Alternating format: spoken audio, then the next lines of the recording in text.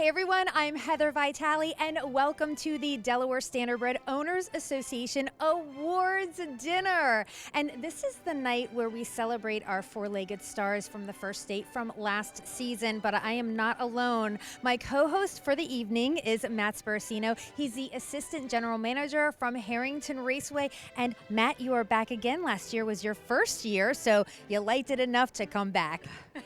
Yeah, I broke my MC maiden, as to use a horse racing term, last year, and it's just a real pleasure to work with you. Of course, we've done a lot of projects over the years together, and anytime you can work with one of racing, and I'd argue the top racing ambassador in the country, she's such a great spokesperson for our sport, is a real pleasure. And you know, this is such a special night for all the horse people involved to celebrate the last year and the stars of racing, and all the award winners from 2024 here celebrating what they've done in the last year. I'm not usually speechless, but I really appreciate that compliment. And you're not so bad yourself. You've come a long way. Matt and I have known each other for, well, decades, right?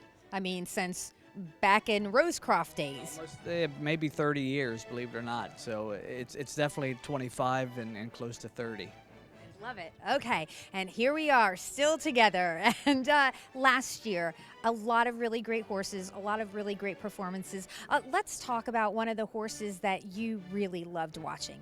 It's hard to nail it down to just one horse. There were so many memorable performances, and of course, Sweet Angel Boy was the horse of the meet at our track.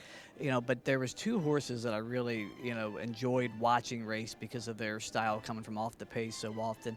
In case you didn't know, and Speed Away. So we've got a trotter and a pacer in there, but both of those horses just were really fun to watch because they gave it their all each time on the track, and a lot of their efforts came from off the pace at our track, which isn't always the easiest, and they performed, quite admirably. What about a race? Like, is your favorite race the Governor's Cup? Is it the Quillen? Or is there something like different that you want to throw in there?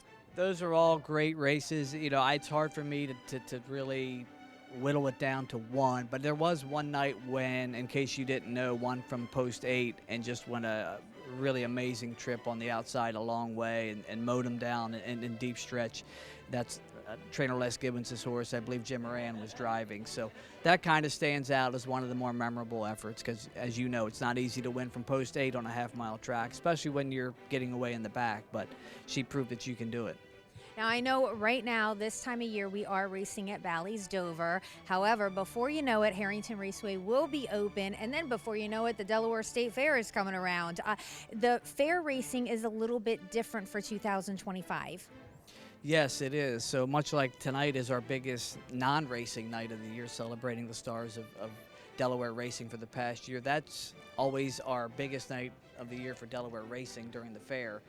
Showcasing the Breeders' Fund horses and, of course, the overnight events like the Governor's Cup, etc.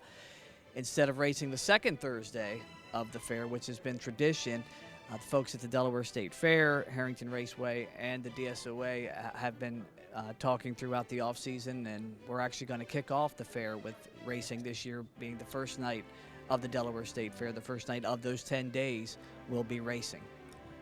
I like that. I like that. And guess what? Everybody watching, I'm going to tell you about it. So you just got to keep tuning in, and I will tell you more details about that first night at the fair. That's going to be great. We talked about horses, so professionally, we sort of know your insights on what you loved this past year. But on a personal note, I know you're a dad, I know you're a runner, you're a husband. Anything happen on, We're getting personal. We're getting some TMI right now from Matt Sparacino. How was your 2024? It was good. The first and foremost, being blessed with good health is just an absolute blessing.